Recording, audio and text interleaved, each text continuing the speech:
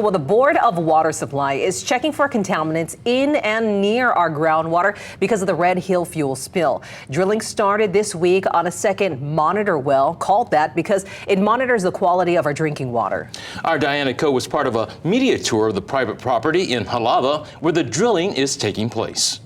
I am on private property land in Halava Valley. This belongs to Queen Emma Land Company, but they gave the Board of Water Supply permission to start drilling a well. Now this behind me is called a monitoring well, and today the Board of Water Supply gave the media a chance to get an up-close look at it.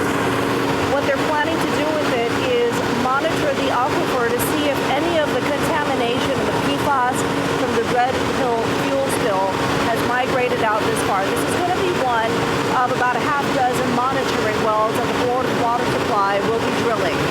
This is a test well to determine what we find underground in the geology and also what we find when we take samples of water from the aquifers. This well costs over $810,000. BWS expects to use it for years. We're going to be drilling to a total depth of approximately 320 feet. We anticipate to encounter first groundwater most likely around 220 feet.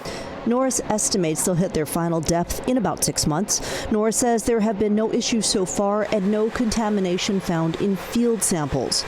BWS will drill another half dozen wells, all in the Mawanalua Halava area.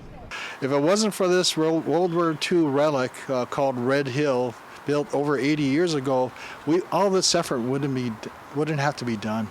Lau says BWS would be billing the Navy for reimbursement, but right now it's the ratepayers picking up some of the tab and the taxpayers picking up the rest through funds allocated by the legislature. In Halava, Diane, Island News.